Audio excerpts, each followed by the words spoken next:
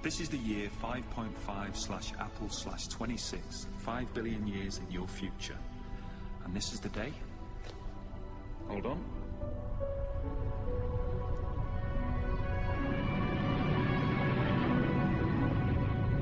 This is the day the sun expands. Welcome to the end of the world. Welcome once again to the Tin Dog Podcast. This week we're discussing episode 2 of the 2005 season, The End of the World.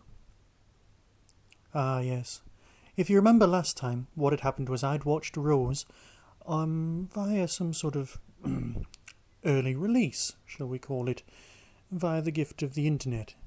Yeah, well, alright, somebody sent me a disc with it on, I watched it, it was great, there you go. Not much a review, but at least it's true.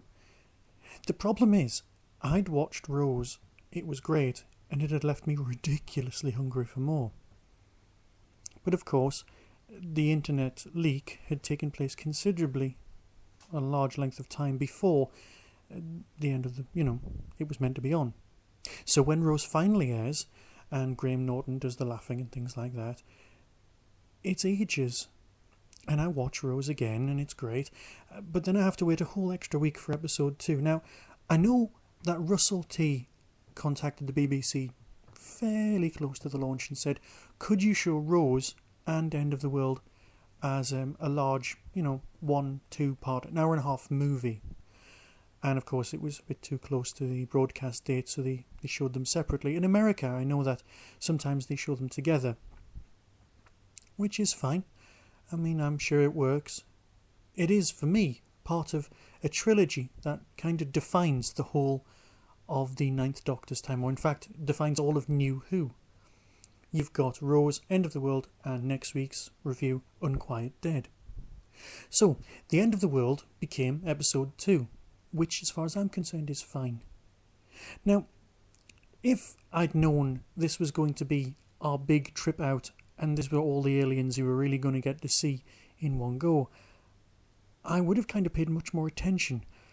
But I thought that this was kind of a taste of things to come, rather than the main course. Oh, I'm being nasty about it. I really shouldn't be. The End of the World is a very good-looking story. It kind of shows the world what the old-school Doctor Who fans always thought the series looked like. We knew it didn't, but in our heads, that was the show we had all along. So let's have a look at it. Well, again, a fairly pedestrian story. Again, we're seeing the series through the eyes of Rose.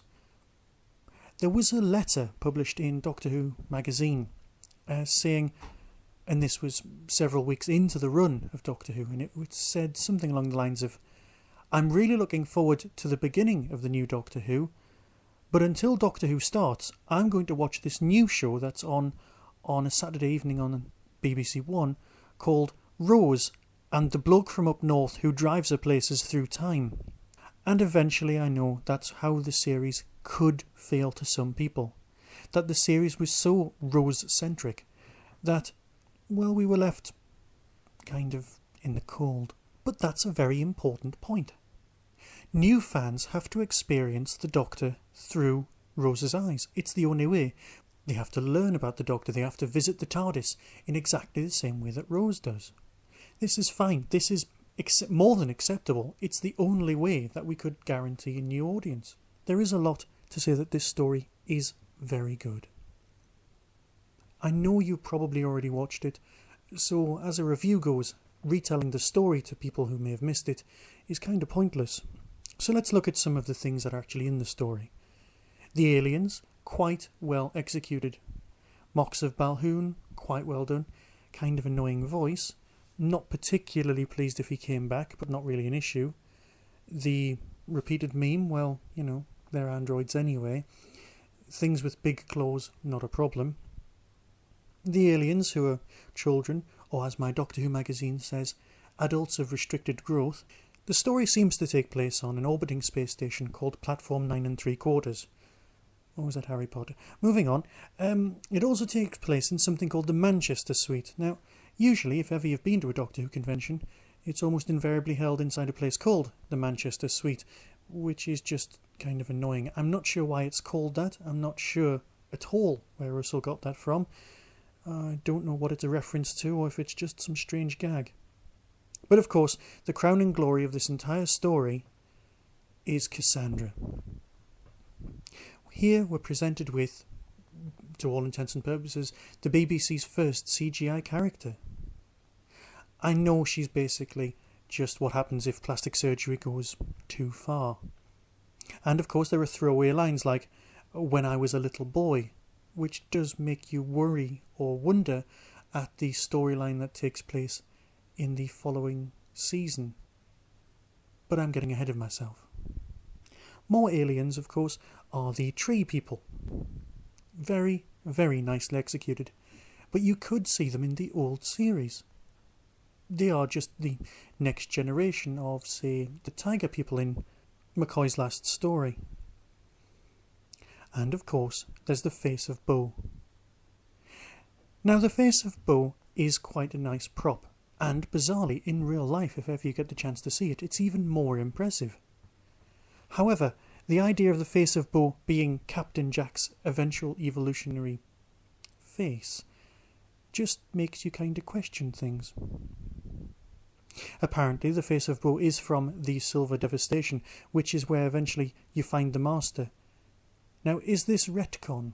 Is this retroactive fixing of plots? Is this just referencing things that have gone before? We may never know. I'm sorry, this is all over the place this time, and I had made extensive notes. Of course, this story also marks the first time you ever see the psychic paper. Now, as the Doctor explains, it saves a lot of time, i.e. it saves a lot of plot explanation. Hello, yes, we're allowed to be here, moving on. And that's because in old Doctor Who there was a whole chat, explanation, who are we, who are you, what's going on. But this time there isn't time for that. We have a 45-minute episode. We have one chance to tell this story, a story that traditionally would have taken an hour and a half. And so things get cut, and the psychic paper is a marvellous plot device, but it's still a MacGuffin. There are, of course, several other things in this story that I'm not particularly fond of. Things like the Galaxy Quest homage, or rip-off, as it's known in the trade, with the enormous, pointless chomping things from Galaxy Quest, but in this one we've got the enormous, pointless fan. And then the Doctor slows down time. He's never done that before. Where did that ability come from? I remember all of the fans of the old series texting me going, "What's going on there?" I don't know. I'm not saying that Galaxy Quest isn't a great thing to lift, but let's face it, Galaxy Quest is more of your Star Trek area of expertise. There are some lovely speeches in this story, things like Cassandra's conversation with Rose, where they discuss what actually makes someone human. And of course that is a recurring theme, illustrated by the very end of the episode when they go off to buy chips.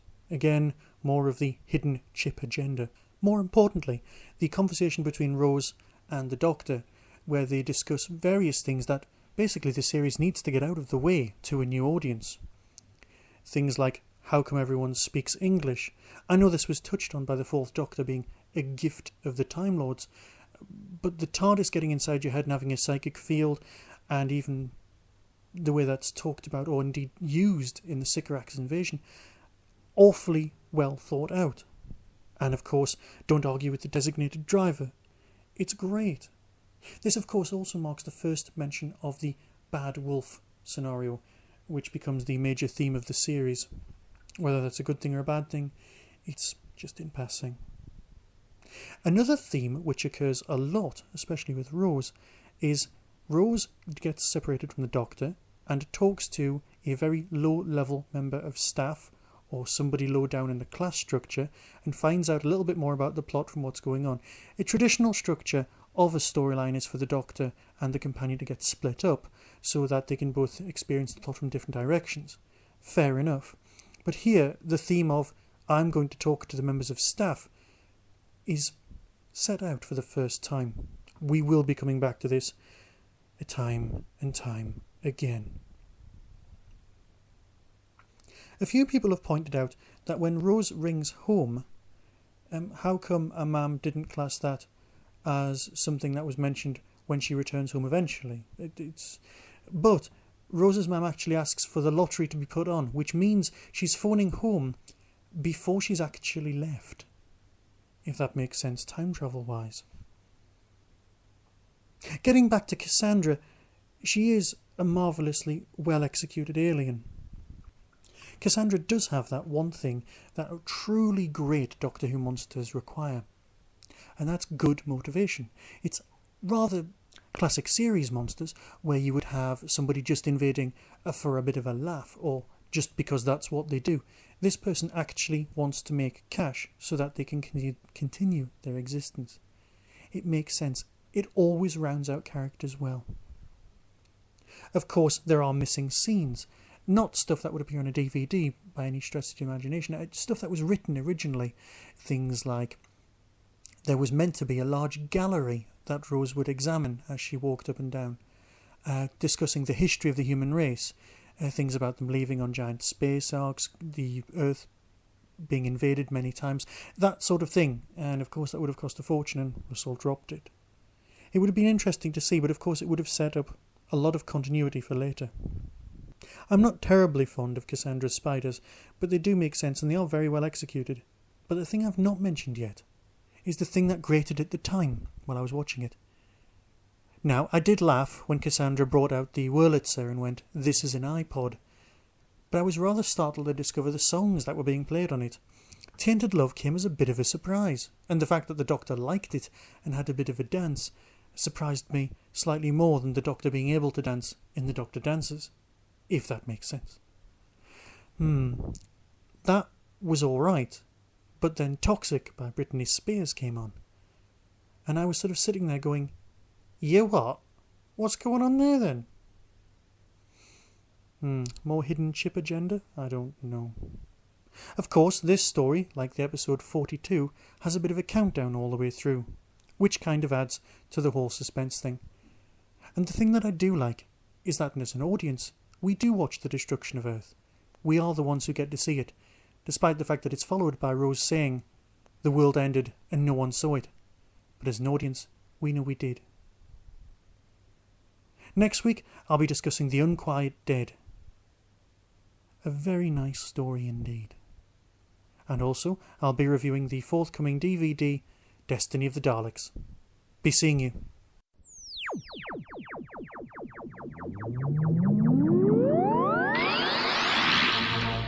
You have been listening to the Tin Dog Podcast.